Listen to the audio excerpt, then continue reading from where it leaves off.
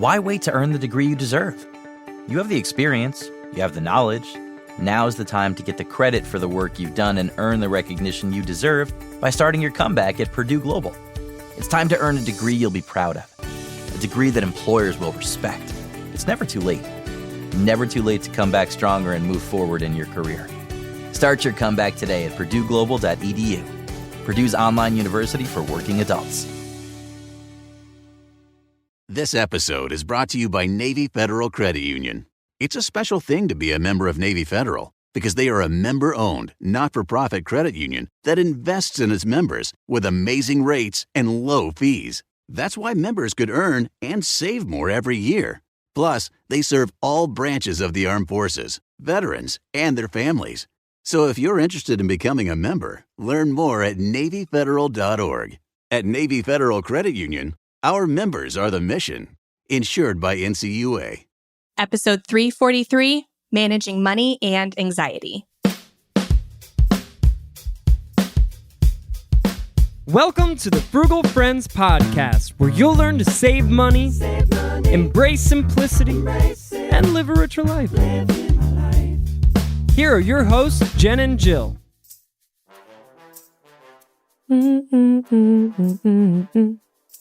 Welcome to the Frugal Friends podcast. My name is Jen.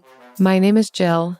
And today we are talking about managing money with anxiety, but also the anxiety that comes from managing money. So whether you are somebody with a diagnosed anxiety disorder or just feel high anxiety or just are in a short season of heightened anxiety, this episode is for you, especially if that anxiety comes from money, but even if it doesn't.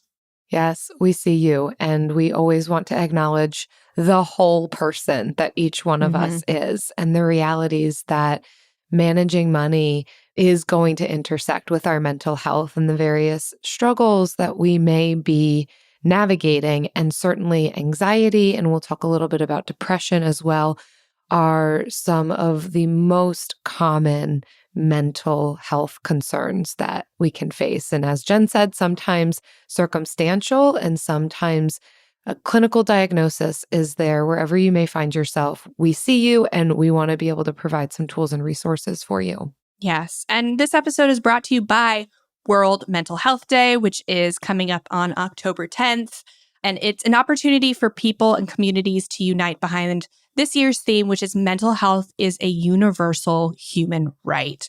We want to improve knowledge, raise awareness, drive actions that promote and protect everyone's mental health as a universal human right. We are so passionate about mental health and making sure that everyone feels cared for.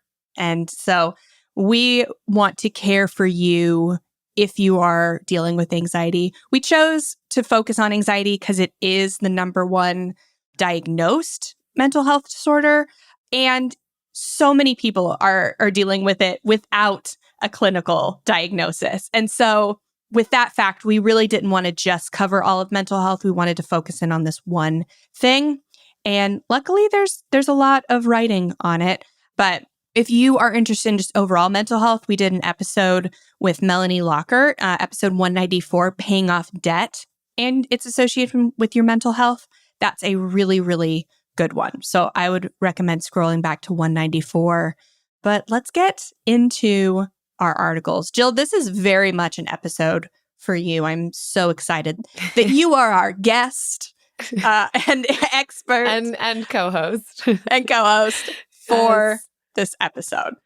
Well, I'm glad to be doing this. And I think I am grateful that there is more and more conversation about the intersection of our finances and mental health. That I think that we are seeing more and more space to be able to recognize and acknowledge that.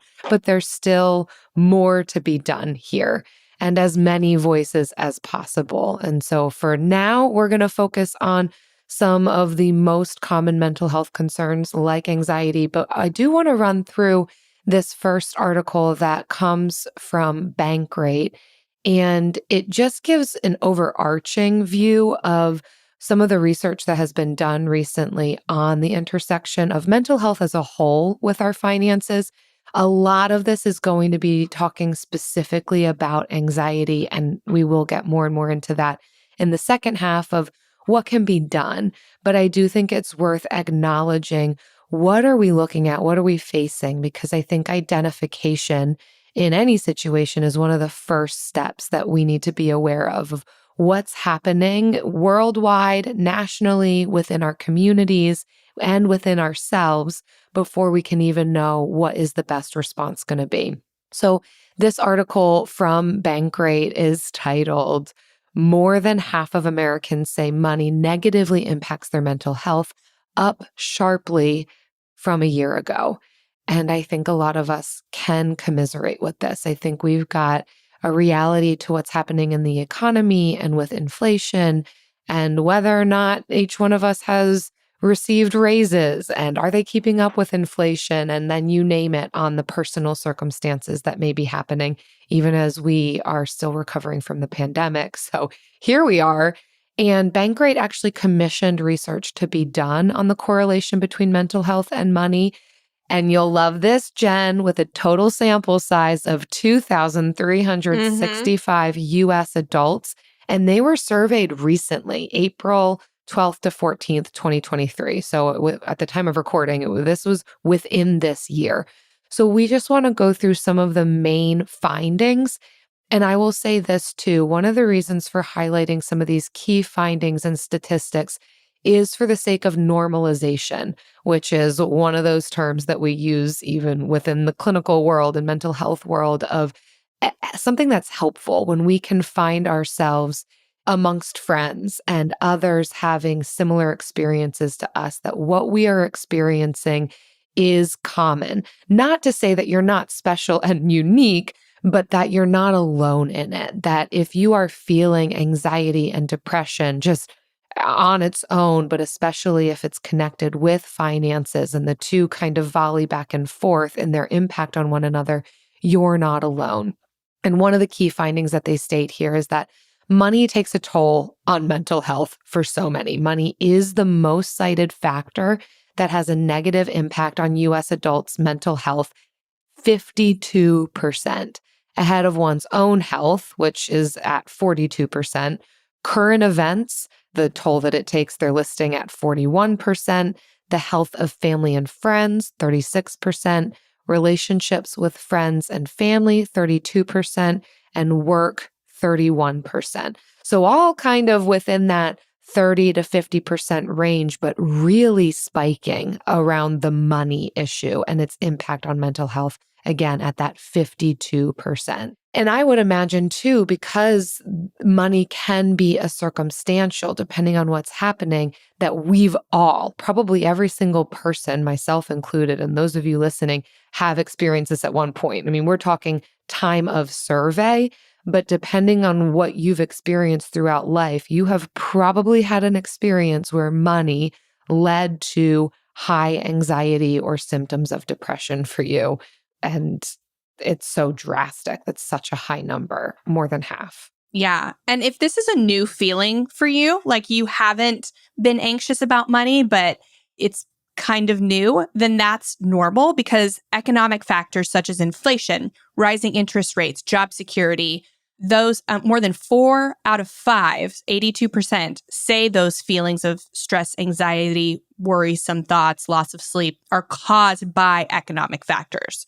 So according to the survey, 68% say it's due to inflation, rising prices, 31% say to rising interest rates, and then 29% say it's from not having a stable income or job security. So our economic landscape in the last year or two has changed drastically. So if your feelings of anxiety are new or maybe heightened, then that's kind of may be one of the reasons why. So take heart that things are changing. And so it's causing an increase in anxiety. They're also citing here, similar to what you're saying, Jen, that Americans are worrying more often about money. That's becoming a more prevalent daily concern. So of those who say that money has a negative impact on their mental health, 56% of those people say it happens at least once a week, which is up 52% from the previous year in what the responses indicated. And 29% of those who say money has a negative impact on their mental health say they worry about money daily. That's a significant amount of people. 29%, of those who say it impacts their mental health negatively. That's a lot. And so chances are we're talking to some of you who, yes, I'm not only thinking about my money daily, but it is a daily stressor for me. It's not helpful thoughts. They are relatively negative, overwhelming, unbearable types of thoughts related to my finances. Yeah. And I wanted to add just a tiny sidebar of an article, because when money and the economy is causing so much anxiety, we have to take that anxiety out somewhere. So maybe your anxiety is being caused by money, or maybe you have heightened anxiety already, and this is just adding on to it. And so there's also a cost that comes with how we process anxiety. So I just wanted to real quick add in this short Thrive Global article, the financial costs of anxiety. So retail therapy. So a lot of people are more prone to impulsivity when their anxiety is high, whether you deal with this on the regular or you're in a season of it. Public transit, even if you are somebody who usually takes public transit, sometimes anxiety can come out in the way that you don't want to be surrounded by other people. So you start taking Ubers and taxis instead of public transit. And then also treatment.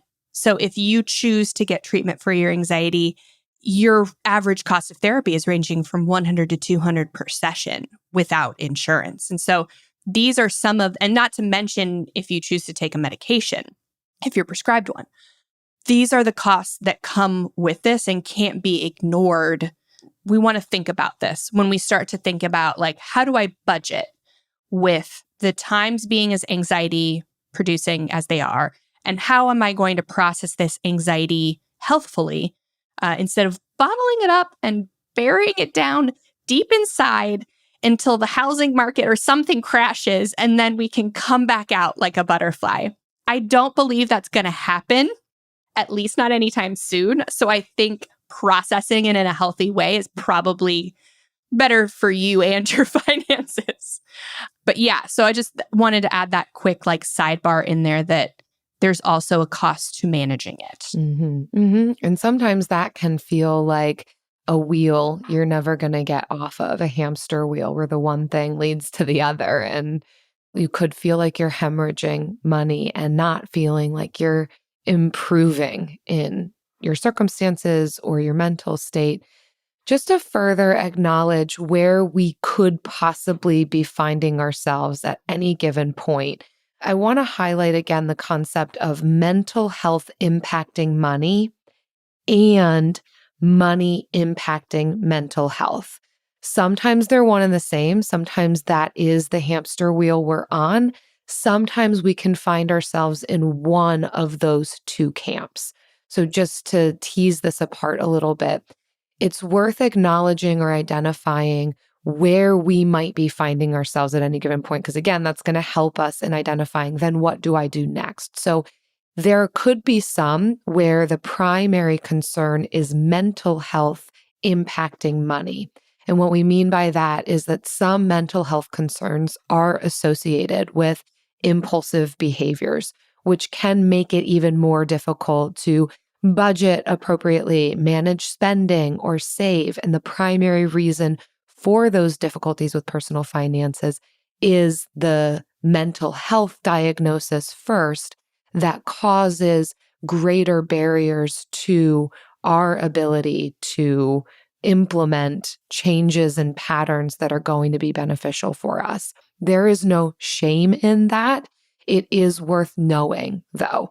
And again, the way that we may respond to that might be first and foremost receiving care and support and resources, possibly medication for the mental health concern prior to, or maybe in conjunction with, looking at finances and the behaviors around that.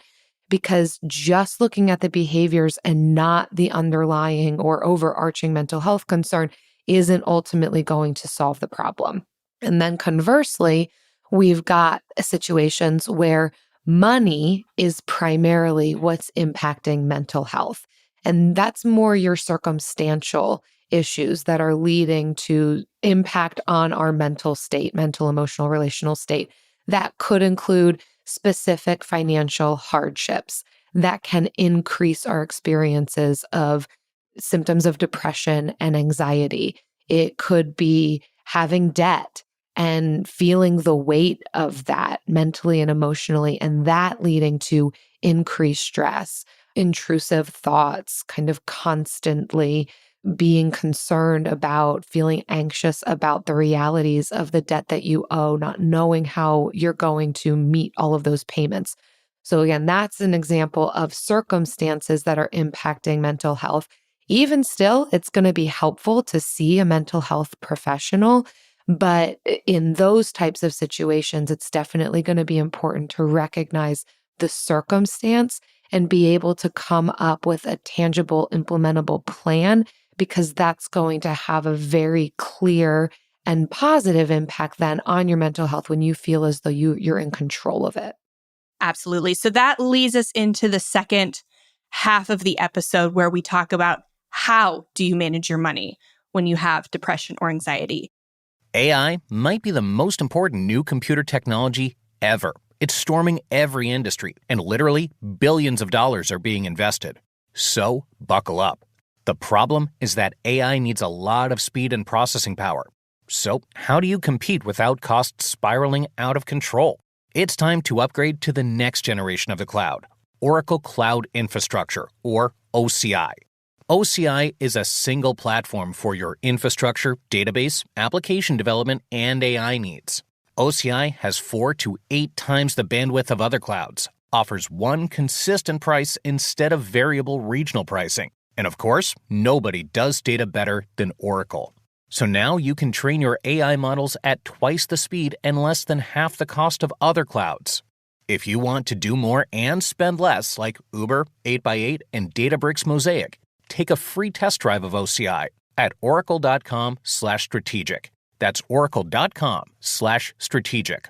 oracle.com/strategic. We know New Year's resolutions often don't stick. In fact, on average, they last around 30 days. So if saving money is on your 2024 resolution list, here's a foolproof way to stick to yours. Switch your phone provider to Mint Mobile. For a limited time, wireless plans from Mint Mobile are $15 a month when you purchase a 3-month plan. That's unlimited talk, text, and data for $15 a month. For those of you paying close to $40 a month for just one phone line, this means a savings of $300 over the course of the year. We especially like Mint because all plans come with unlimited talk and text and high-speed data delivered on the nation's largest 5G network. To get this new customer offer and your new 3-month unlimited wireless plan for just $15 a month, go to mintmobile.com/frugal. That's mintmobile.com/frugal. Cut your wireless bill to $15 a month at mintmobile.com/frugal. Additional taxes, fees, and restrictions apply. See Mint Mobile for details. It's normal. Don't feel guilty or ashamed that you are dealing with it, even if it's new. And I'll kind of share later how this is kind of a very fresh topic for me and how I kind of need those words myself. But so what do we do from here? And so that's our next article from, one of my closest friends, Allison Baggerly over at Inspired Budget. And she has also amazing things to say about managing your money when you have depression or anxiety. So I'm so glad we're going through her article because I've heard her speak on this and she has such wisdom. Yeah, I really love this one. And I would recommend anyone who is listening to this podcast to also go and read the fullness of what Allison has to say here, because she is speaking from a very personal place, not necessarily from the viewpoint of a mental health professional, but someone who herself manages anxiety and depression. And she's speaking very candidly in quite an empathetic and approachable manner that just provides such balm to the soul and spirit and our emotions, at least for me, as I was reading this. I I found myself very comforted by her words. And I'll affirm all of the steps that she says. But even before that, I'm going to re-emphasize that identifying first and foremost what it is that you're dealing with, what you're experiencing in your mental and emotional health, and how those symptoms are showing up for you individually. Because while there's a whole diagnostic statistical manual that's going to tell us what is the diagnostic criteria for these different mental health concerns, it is still going to look different for every person. So first, having an understanding of what are the symptoms that I'm experiencing? What does this look like for me in my body, in my mind, in my relationships? And what do I want to see change and be different here? It could be that before we even get to these steps that Allison outlines for us in this article, that we need to seek out care from a mental health professional first. So we're definitely going to be getting into steps just related to specifically personal finance, but please hear me say that it is recommended, good and right, to first go seek help and support, even if you feel like you're drowning in debt. If you are experiencing severe negative impacts on your mental health and relationships as defined by you, then seek your own care before you begin to try and make minor changes to actions, behaviors, or what's written down about your money on a piece of paper. Yeah. So there's that caveat. And then from there, getting into these tips for what we're going to do first.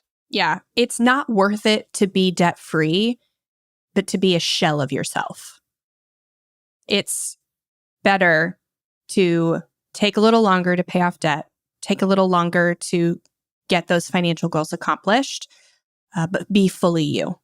So first, in Allison's tips for how she manages her money while battling depression or anxiety is following a plan. And so this is so critical when everything around you is chaos, or when you are perceiving everything around you to be chaos, that you are following a plan that has been laid out by someone else. So there is a time, and we talk about this all the time, there's a time for creating your own plan. And we want you to do that.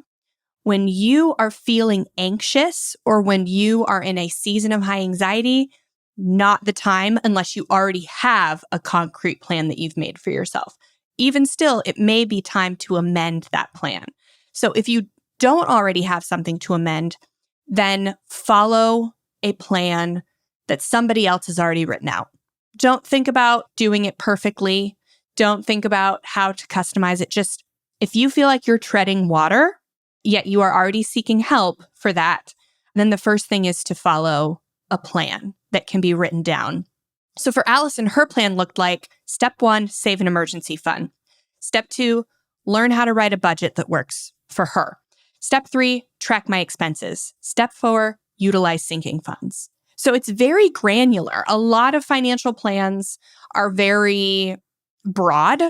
And so Allison's plan that she just made for herself, that she followed, was really with the inspiration of what's the next right thing. And I know that's something that when people are dealing with anxiety or depression, you just do the next right thing. And that's really the type of financial plan that we're going for. Just what's the next right thing for me to do? And it can be big, like saving up the emergency fund, writing the budget, tracking expenses, but it can also be small day to day. So what's the next right thing I can do? Make coffee at home. Next right thing, pack my lunch. Next right thing, create some conglomerate of whatever ingredients I have in my refrigerator and pantry for dinner. Stuff like that. They are small things. Mm-hmm. They are not going to change your financial life, but they're going to change your financial day. And one of the reasons that I love this tip and the rest that follow is specifically as it relates to symptoms and experiences of anxiety, is that what is happening inside of our mind and body is a very real or perceived threat that is putting us in this hypervigilant kind of fight, flight, freeze mode. And one of the things that we can do if we've not learn some helpful coping mechanisms for ourselves is just kind of grab whatever we might be able to find in front of us, but we're not actually hitting the nail on the head, so to speak, with what the symptoms are connected to. Sometimes our anxiety is connected to circumstances. Sometimes it's because of a clinical diagnosis and we can't link it to anything. And that's part of the anxiety. Anxiety leads to anxiety, or we get anxious about being anxious. But with this, having a plan, especially if our anxiety is related to money, it allows us something that we can put our efforts towards that might be able to quiet some of that hypervigilance, that fight, flight, freeze that we're experiencing, where we are able to look at the threat that's in front of us. Maybe it's debt. Maybe it's feeling as though I'm not going to be able to pay the next bill, or maybe it's just wanting to feel this sense of security. And if we are able to have a plan, I'm not saying it's going to resolve the entire thing, but it is something that can be a target, something we can aim at and even be reminding ourselves of, well, but these are the steps that I'm taking. And I know that I feel this way about this money issue, this money stressor, but I have a plan in place. And that can be, again, one of the first steps that helps in relieving some of those symptoms. And then from there, the next tip here is to build a savings and sinking funds. This too will help decrease some of the anxiety or depression that we might be feeling about our finances, because again, we've got a plan.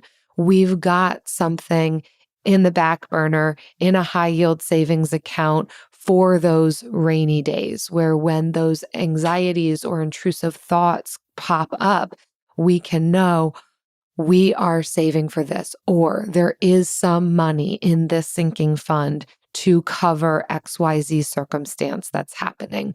Whenever we have some of these tools, resources, reserves, a plan in place to attack the real or perceived threat, it's going to help quiet some of that internal monologue. Yeah, a savings account, an emergency fund is a huge stress reliever. Sometimes it's not enough, especially for super savers. If you are someone who hoards money, hoards investments, it cannot be enough. I'll put it that way. So I think it's also important to stress, like, you have to figure out what your enough is before you get into times of heightened stress or anxiety, or if you're already there, meditating on that, like, what is my enough? What is my enough for like money, for savings? And be okay when you get there. And that is easier said than done for sure. But know that even when you have a savings foundation, that it may not be enough. So let's continue to go down the list, shall we? The third is to automate everything as much as possible. I think it goes without saying, we automate our bills, we automate our rent, we automate our savings. I know some people who like to pay things manually. But again, when we're in this fight or flight mode of anxiety, then making sure things are automated. But then we can also get too automated. So like subscriptions, when you are feeling anxious, the last thing you want to do is look at your transactions, find out how much you've been spending to cope with your anxiety. But you need to see what are the subscriptions in there that you've automated that you should stop paying. So I would say, as a caveat to automate everything, I would say this is also a step to get in there and stop automating what you don't want to be spending on. Yeah. And the next tip on here is to know what makes you anxious when it comes to money. I know that I already talked about just identifying your own symptoms, the way that you experience anxiety and depression. This tip's getting a little bit more specific on, as it relates to money, what are the key things that make you anxious? So this could include specific types of spending, maybe specific types of saving that may or may not be happening. It could be debt. It also could be time specific. So there could be certain times of the month that you feel increased anxiety related to money. Is it just before payday? Is it right after your mortgage payment goes through? Is it any time that you do actually decide to track your expenses, that you experience kind of an increased heart rate and you're getting sweaty or you're having difficulty relating to others who are in your immediate space.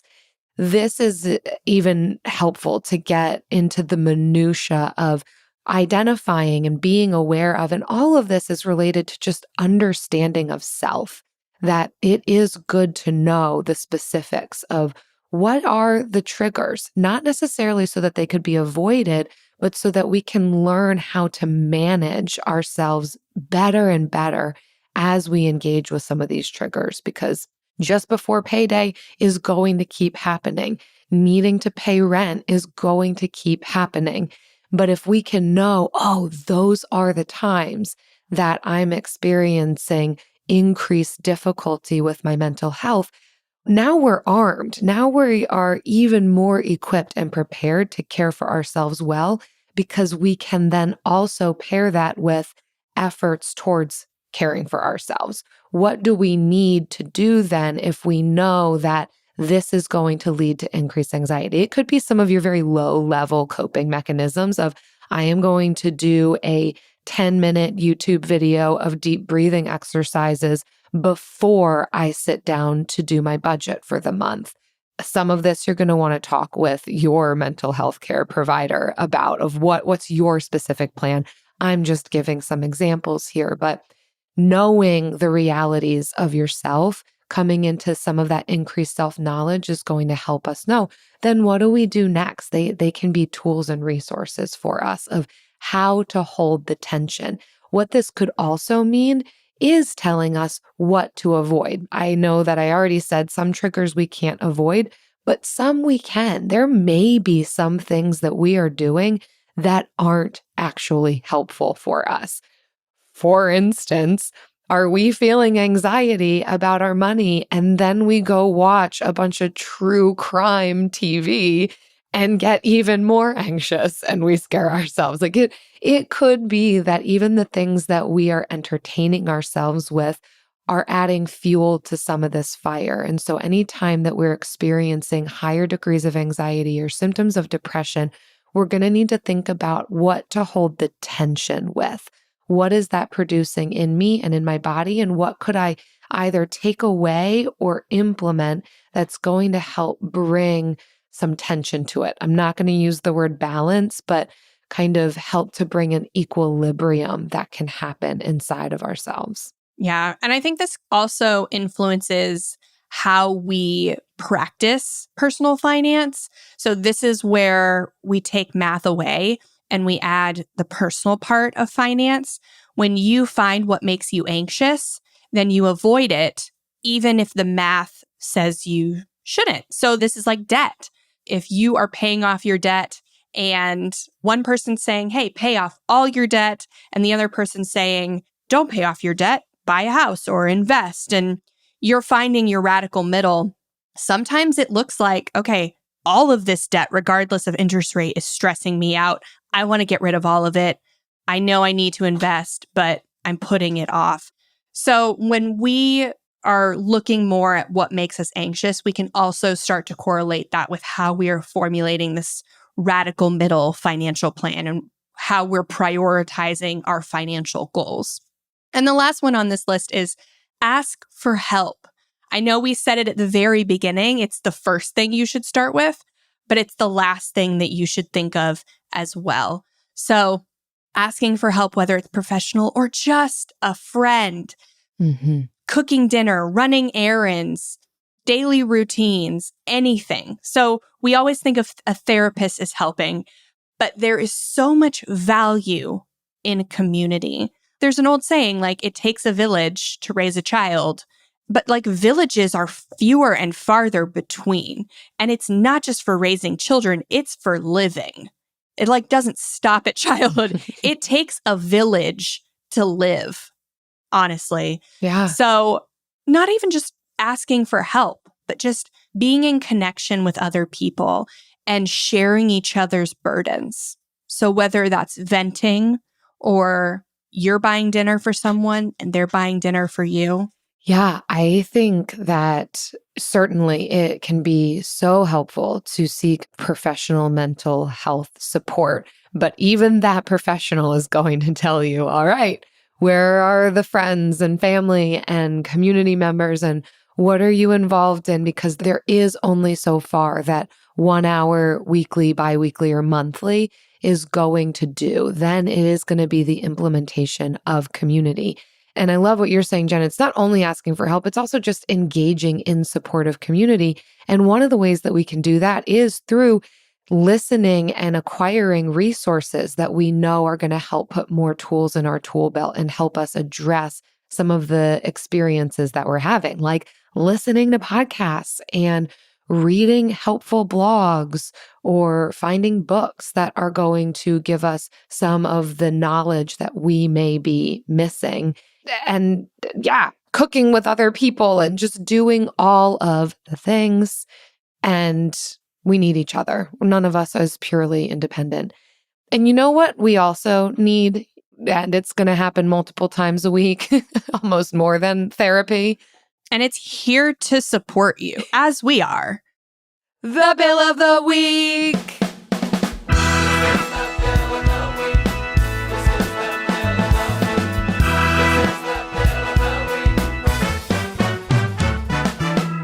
That's right. It's time for the best minute of your entire week. Maybe a baby was born and his name is William. Maybe you paid off your mortgage. Maybe your car died and you're happy to not have to pay that bill anymore. Duck bills, Buffalo Bills, Bill Clinton. This is the Bill of the Week. Hi, Jen and Jill. My name is Lucretia, and my bill of the week is that I have saved my first 10 grand. Yippee! I am so excited. You'll catch me drinking champagne tonight in honor of my money saving. And thank you very much for your educational podcast each week. I listen to it. Thank you very much. I hope you have a great day. Yes!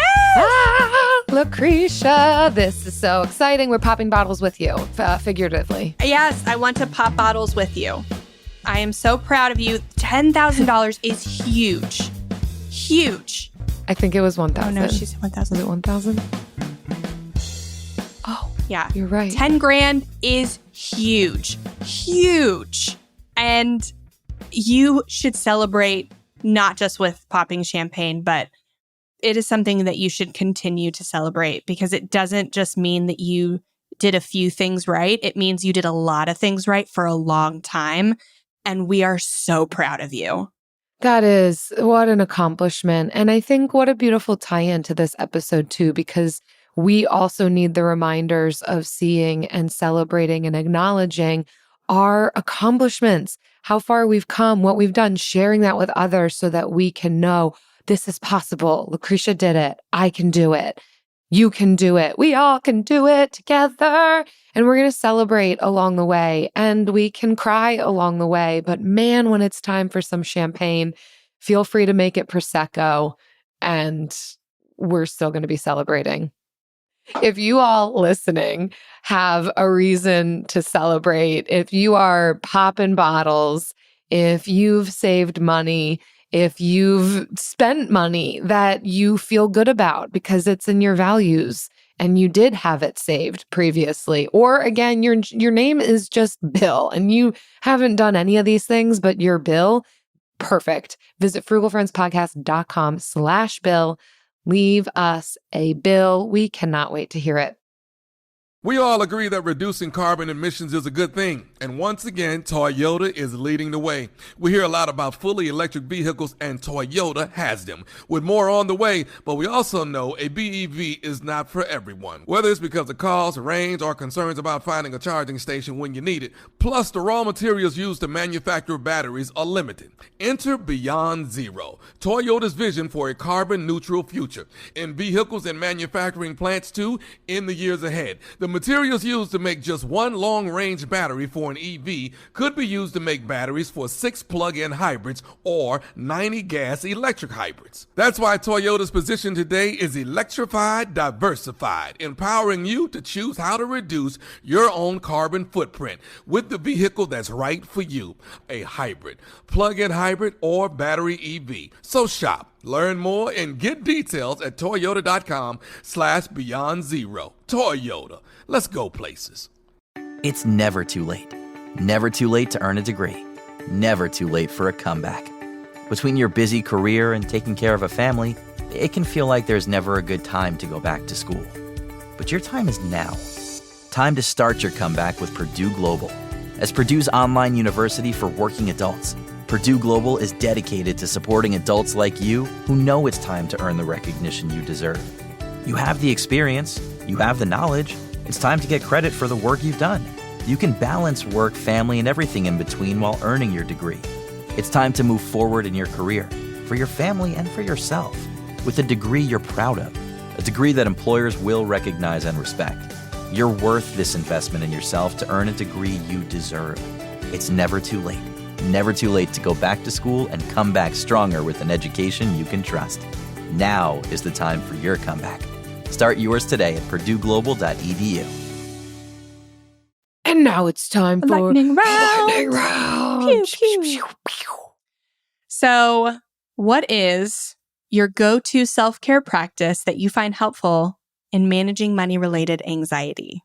Oh, well, I can say that I definitely find myself in these statistics that were talked about in that first article. I can commiserate that I experience anxiety inside myself and sometimes depression, given the various state of things. And if you've listened to recent episodes, you know that for me personally, with Eric, we're making some changes in our careers currently, or at least for me.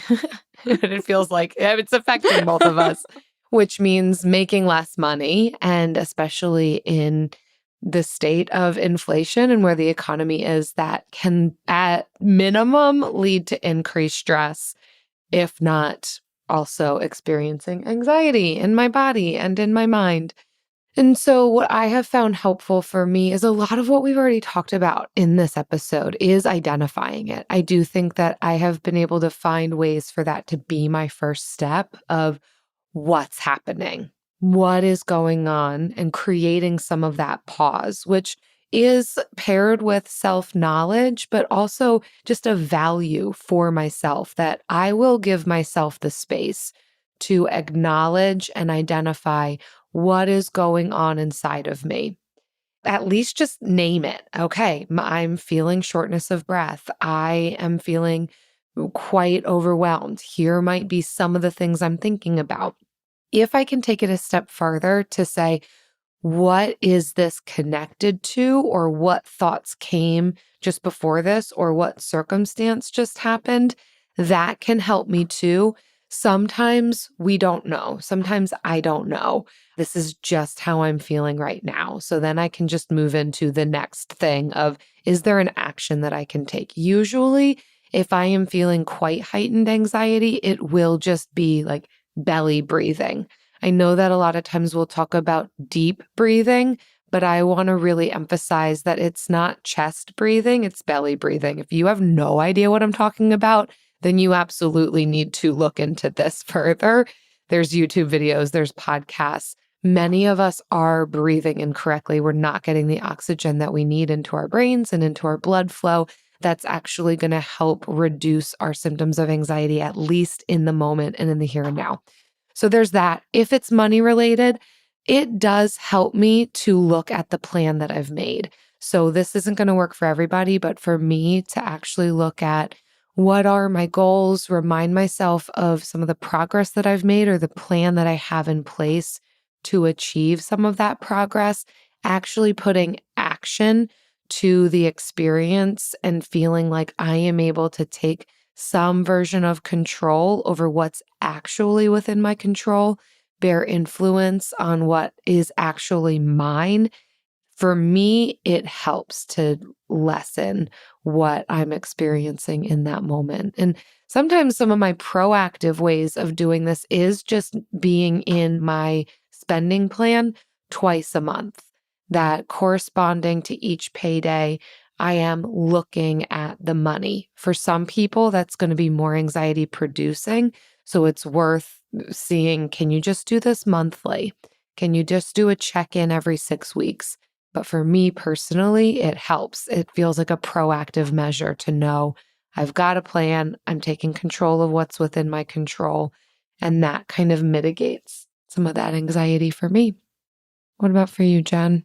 I ignore it. And then I also have a bottle of Fireball in the freezer. And sometimes I'll just open it and like take a shot from it. This is real talk. It's what not to do. Yeah, no, I am prone to do those things. Those are not helpful and they are not self-care, especially the Fireball one that I actually don't like have. You know what? I actually have done that in the past, but like not as a self-coping mechanism. Yeah, it's not actually self-care. It's what you've done, but it's not a go-to self-care practice. It is something I have done. I don't want to lie. I don't want to lie to all of you.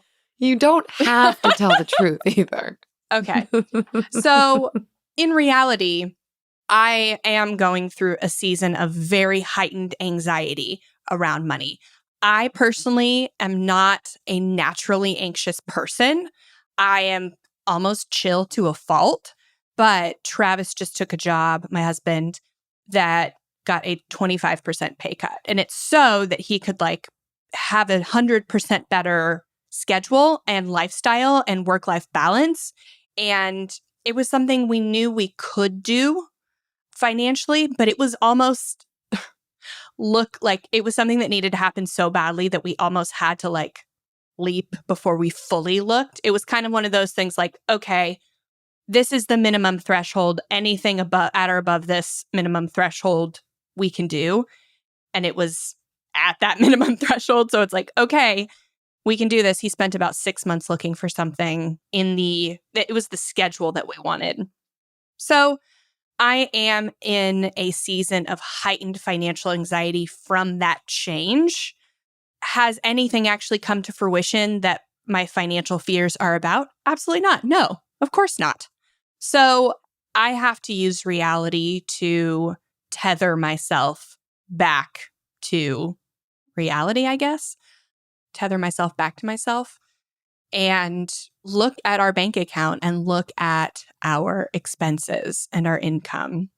And in the ways that I can control it, I've also been experimenting with how we make money with frugal friends. Like we've always been committed to not wanting to use our listeners for profit.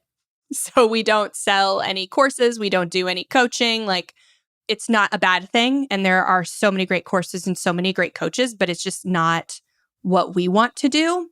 And so we've kind of been testing ways to make more money from businesses who have a marketing budget. So that's using my energy. That is something I can control and I do. But ultimately knowing like we're not going to go bankrupt. So I have to like keep reminding myself of reality and what reality looks like. Mm-hmm. So that's me. We have to pair our management of finances with our management of ourselves. Like we cannot, to the exclusion of our own mental health and self-care, be chasing after personal finance goals.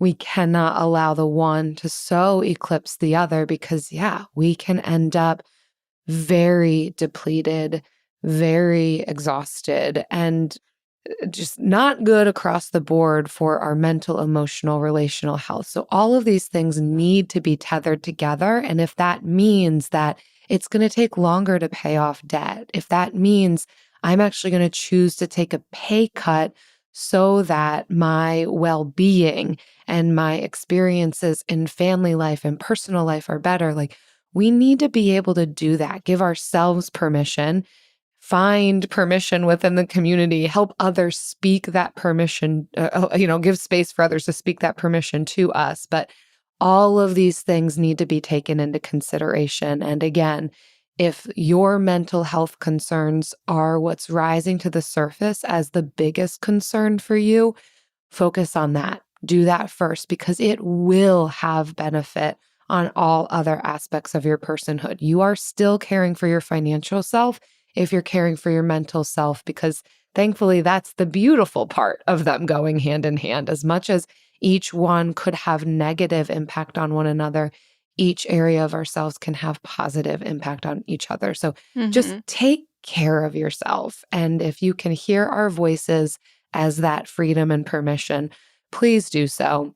And everyone, thank you for listening. Thank you for being a part of this community today. We do hope it was encouraging. We hope that we were all able to hold space together for one another wherever you find yourself. Please know that you're not alone. There is someone else out there managing some very similar things to you. And please get the care and support that you need. You know yourself best, so take those next steps. And if one of your next steps is maybe leaving us a kind review, I mean, that'd be awesome. Hold up, Jill.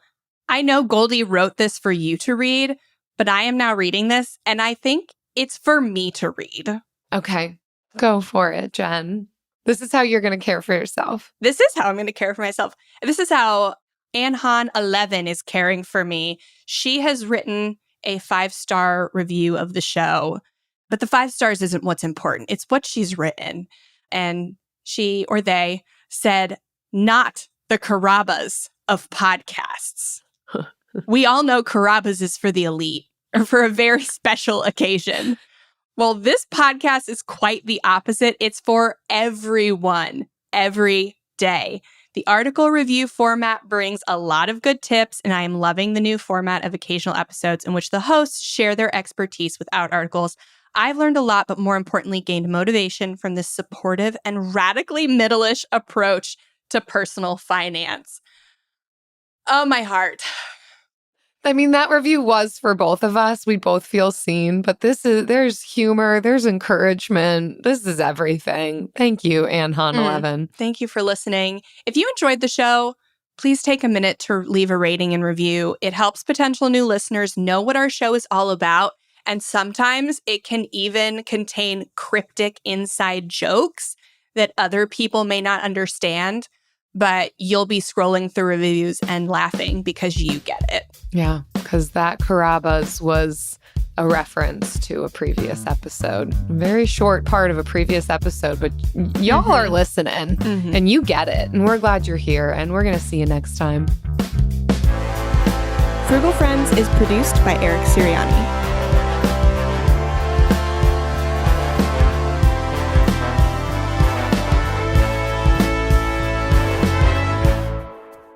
So for those who did not know the Carrabba's, we posted the clip on social media too, and people died. That's true. It was in the Windfall episode. Hopefully we're not actually responsible for death, but... No, not like that. They died like DED, dead. It's in the Windfall episode, so what to do with a windfall. And Jill asked me a very personal question, what I would do with a windfall. And I said, if it's a little bit of money, I'm going to go out to eat. And Jill was aghast that it might be Taco Bell, but it wasn't. It was Carrabba's. You just said sit down. A sit-down restaurant. So, yeah. And because it's the fancy Olive Garden. Jen aims high, and the highest she's aiming is Carrabba's. Yeah. It is so true. Because when I'm there, I'm family. I don't want to feel like I have to get dressed up. Well, that's Olive Garden. Carrabba's is a fancy Olive Garden. You see, there are so many connections to the way I was thinking. That's where I said they are one and the same, that they could have a merger and they'd be the same thing.